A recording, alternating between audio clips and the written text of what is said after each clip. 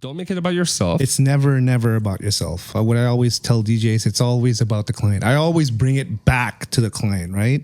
Because it's always about them. So always make it about, and if you're doing a birthday or an anniversary, always bring it back to the celebrant. It's just the way it is. That's why we're getting paid from the person who's hiring us. The only thing that's about you there is to be a good DJ, so they can actually, so people will actually hire you again. Unless you're Tiesto and you're the headliner, then it's about you. But other than that, it's never about you. Exactly. Right?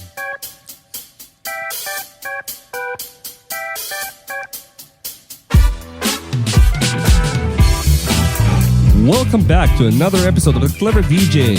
A quick intro about this podcast and ourselves for those who are just tuning in for the first time. Whether you're watching on YouTube or listening on any of the other platforms out there. My name is Ilya and I've been DJing for just about 2 years. I've done a variety of events and I met this guy right beside me about 2 years ago where the journey started. Yeah, my name is Nino and I'm a professional DJ. I've been DJing a bit over 20 plus years and I've started off with bars and clubs and now I'm doing more private events and especially weddings now. I have a well-established company and I have 15 DJs under my roster. Yeah, so this podcast is a banter style podcast. We're bringing a bunch of topics which are trending in the DJ world, or it's just something that happened to us personally, just personal experiences.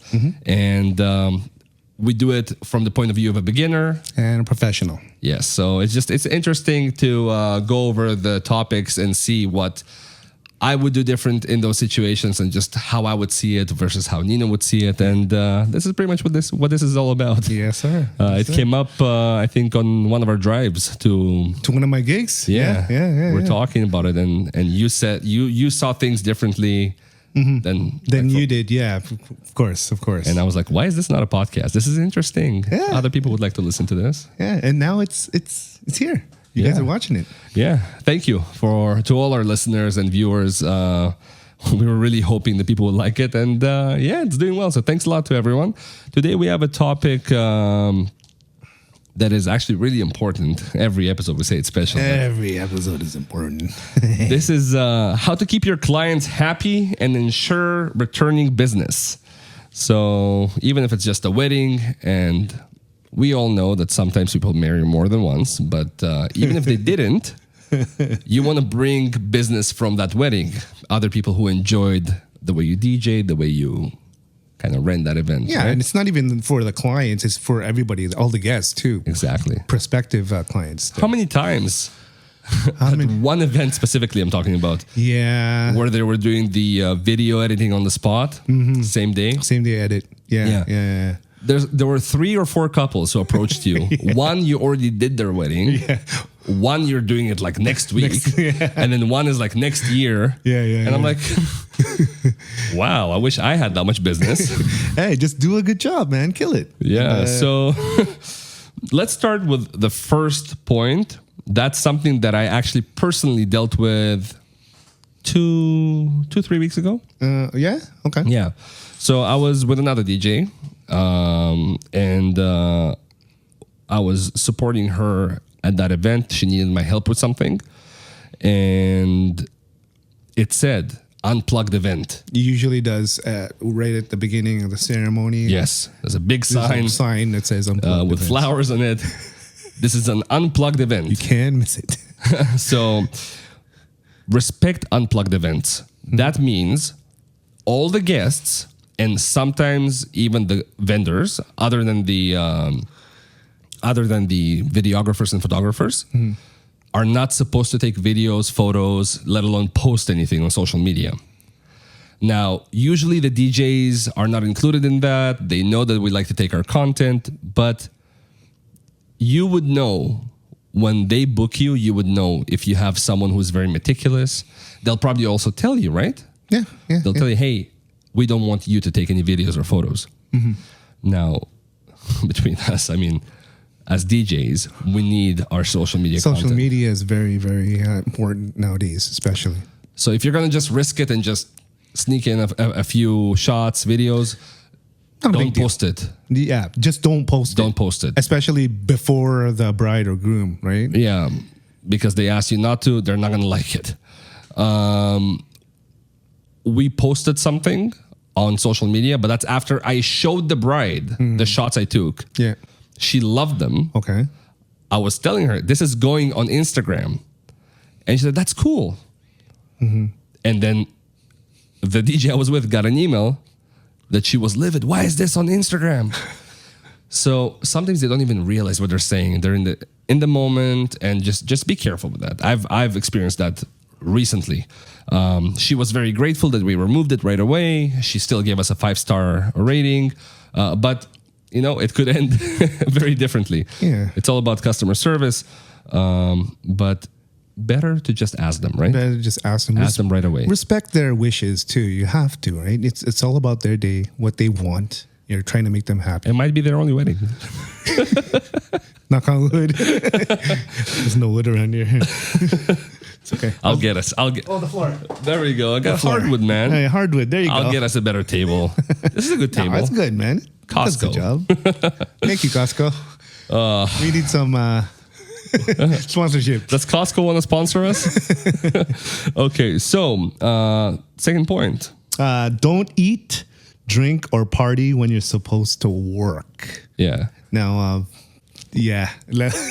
I know you have Why are you looking at me for? Because What? I've mentioned this What a are you few looking at me times for? to you, bro. So when we just first started, first of all, in the first few events, I was very professional You were because I very was like, good. I didn't know who you were. Right? You were very careful. Very careful. Very but then careful. I realized that we're very alike.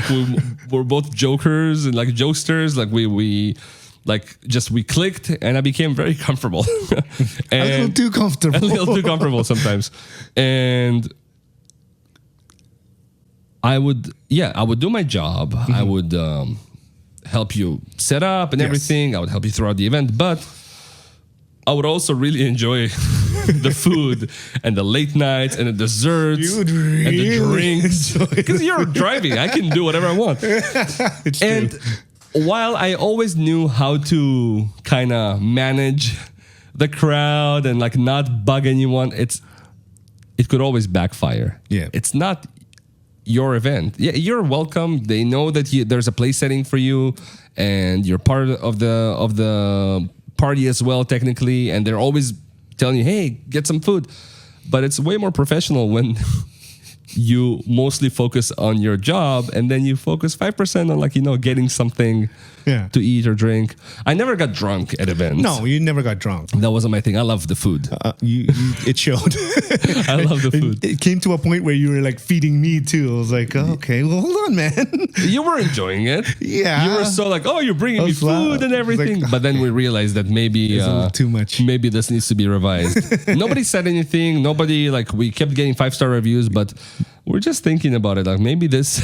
It's just a little too much, right? It's a little too much. Don't overindulge. You're just there to work, right? Yes. And especially at the bar and stuff, don't drink too much. Maybe get a cocktail right at the beginning, but that's about it. I wouldn't drink even throughout the wedding. Yeah. Unless it's a friend's wedding, then I'd make an exception. But other than that, try to stay professional. Water for me all night. The main part that I was doing was not even the food, let alone the drinks. I didn't drink much. And I would always wait for everyone to get their food first and everything. But the main part was me taking videos of everything. Because I like taking videos and photos. Yes. And I do your social media and everything. But later I learned that if you really want to do all of that, come earlier.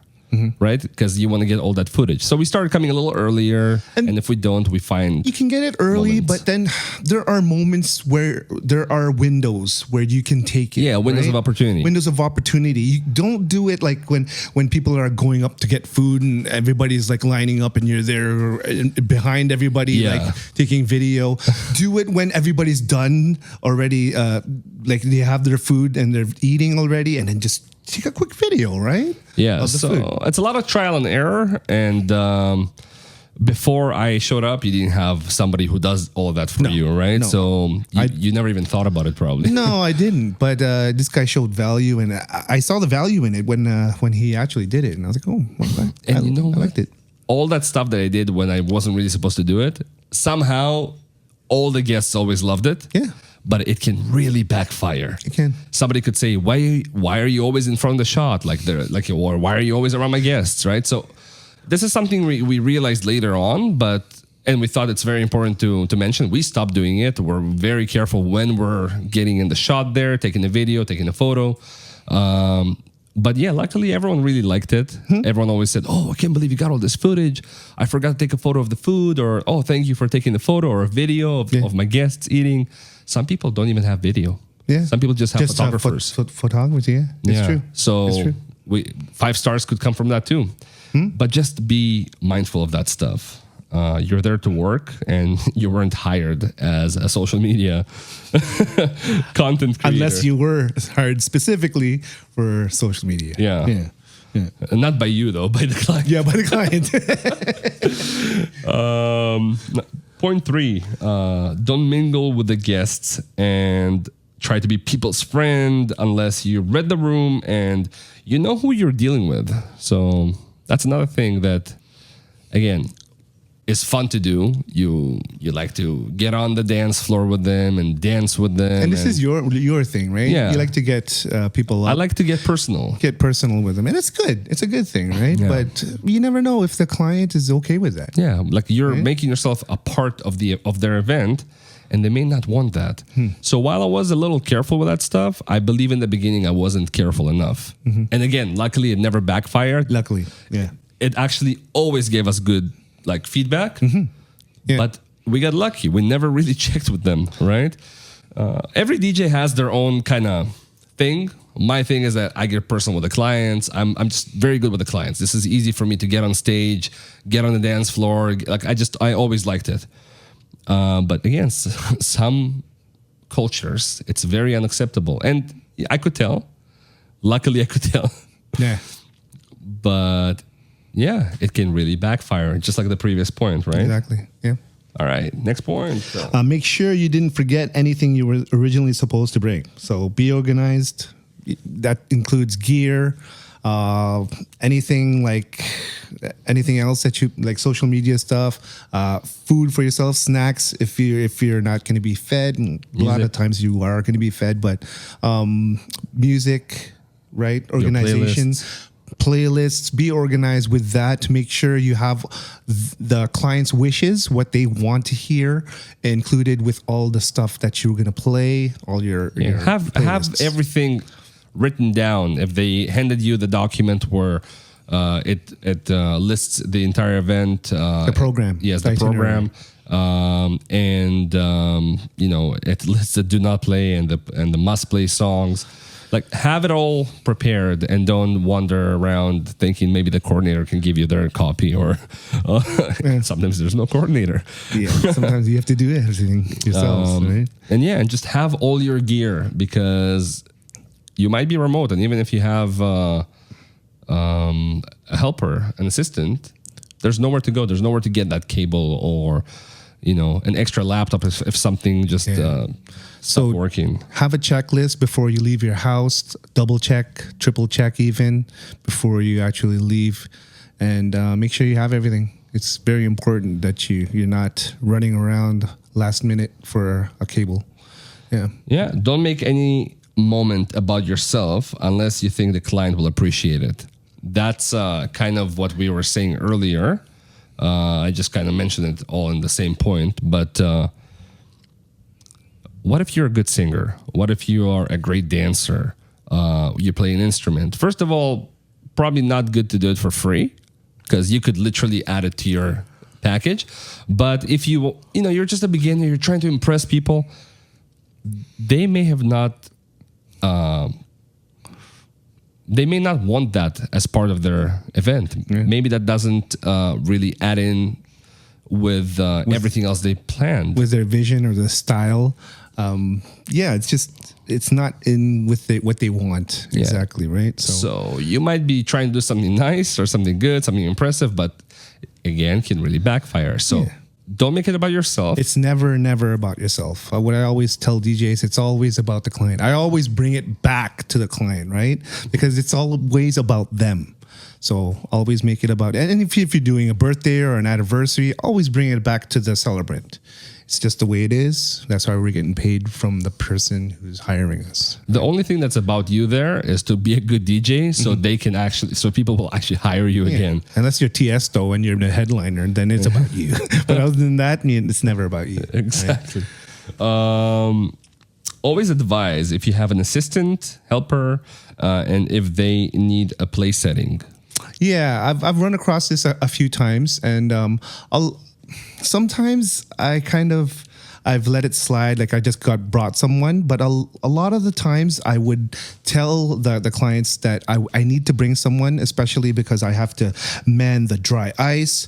I have to put on uplights. I have a monogram. I have towers to put up. So there's a lot of things, a lot of moving parts that I need to get up. So I need some help for it to run quicker and for the setup to be more proper, right? So I always tell them that I need someone, and that the extra person will just make your event run smoother. So, Yeah, and they'll like, oh, okay, if it's gonna go perfect, then for sure we want that. But there were a couple events where you couldn't bring me. Remember when we just started? I had to tell you that. Yeah, and I thought, does this guy not want to work with me anymore?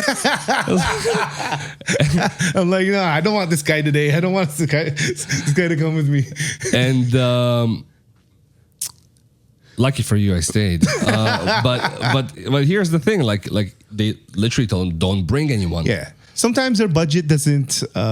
Sometimes the plates are like over $250, $300 plates. There was one event you went to recently. You said that the food was beyond. Remember that the balcony one? Yeah. Oh you man, had to order. I had to order a pizza because there was no food. We were there for like 14, 15 hours. I'm like, I'm hungry. I'm sorry, dude. They couldn't afford your plate. My pizza was so late too. 300. Yeah. Wasn't it like a storm or something? Or? Yeah, there was like an ice storm. Oh my god. It was in the winter. That was fun. And I'm like, you really don't have another plate. And you know what? Can I tell you something? Yeah. 99% of the time they always do. 99% of the time they do. And I'll tell you how I know this. Because you used to be I worked in catering. I worked as a waiter. I worked as a bartender. There's always tons of food left in the back, and you see everyone's eating it. There's always an extra steak or something.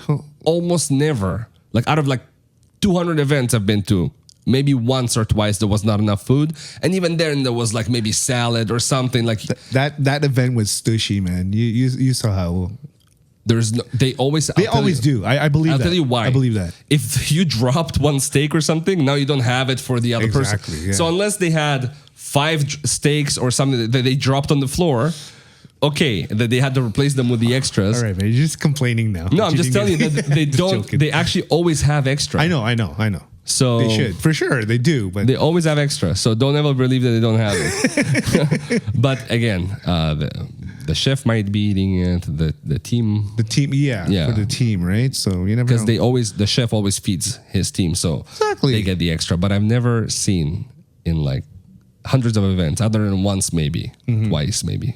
I remember there was not enough food for all of us. Yeah. So I ordered a pizza and I will do it again. The pizza was good, man. I even had some. Yeah. You ate your and I food. ate my food too. And then you ate my food. That's an extra large pizza. It was a lot, though. Did I order something else? Wings or something? No, it was just a pizza. It was just a pizza. It was a lot. You was like, no, I can't eat this by myself. And I was like, oh, shit. Okay. It was really weird to bring it in there because it was like such a nice venue. Was it Uber Eats? Or like no, it was like a pizza company. I forget which one it was, but like I'm like walking in with a big box of pizza. It's like almost a slap in the face for the people there. I'm like, you know what? You didn't feed one of the DJs, so I'm gonna feed myself. Exactly. But again, try to be subtle about it. There wasn't much opportunity for me to be subtle about it in the lobby, but once I got in, I could go around and like behind the scenes. Yeah, that was a pretty funny night. That was funny. Delicious too.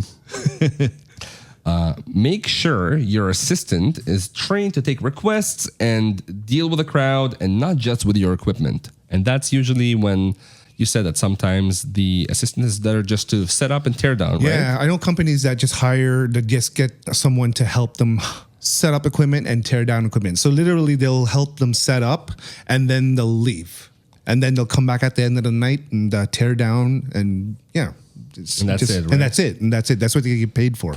Yeah, but that's usually like AV companies for like large events, right? Yeah. It depends.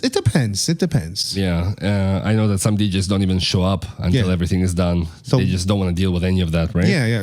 Exactly. And then you have the assistants where they actually want to learn. You want to teach them, right? Or you really need an assistant because what you're doing on that day is too much for your workload. Yeah, so they're either there to learn and they're getting no pay or minimal pay, whatever deal you have with them, or maybe you're literally scouting someone, you're looking for someone that has a certain set of skills, because you're going to hire them specifically to take requests, to deal with a crowd. You know, they could maybe MC. And DJ if you need to step aside, right? So let's say you need to go to the bathroom. I take over and I'll DJ. I'll do a few transitions. I don't usually MC, but whenever anyone comes up for requests, especially when they're really drunk, I filter them. Like I will be like, hey, come over here. And this is a must-have for DJs to have an assistant to block like requests, because it ruins your flow too. You're in the middle of, you're always mixing. You're always thinking about 10 songs, 5 songs ahead of time. So you're always thinking, you're always moving and thinking about what to do next. Especially when they come before, like you have to announce something or, in between, can we make requests? I'm like, no, not right now. Go. Right now. Talk to him, right? That's why he's there. So yeah, that's when when we used to do this a lot together. Yeah. I would take requests. Maybe someone just want to talk. They literally walk up and they just want to chat. How you doing, man? I used to be a DJ, or like I want to be a DJ, and then you just like I don't care. Keep them happy. I don't care, man. Keep them happy. Oh, what kind of gear do you have there? Oh, okay. Well, can you show me how this works? Oh, I'm interested. I'm just there to make conversation and to slowly bring them back to where they came from. Yeah. And again, if I need to jump on the decks, or if I need to maybe help you MC something. So that helps when that helper is not just there to set up and tear down, because sometimes you have too much to do on your own to keep it perfect, right? Exactly. And the last point. Always have a plan B and plan C, right? You never know when something's not going to go as planned. Be prepared. Like if you don't have a very properly working laptop or something like that, then maybe have another one. Another laptop, another iPad or a tablet. Yeah, if let's say it's to do with cables or anything, always have all of that prepared ahead of time. Always. Anything, whatever it is. So, I think that's it. Yeah. All right. So thank you very much for joining another episode of The Clever DJ. We'll see you in the next one, guys.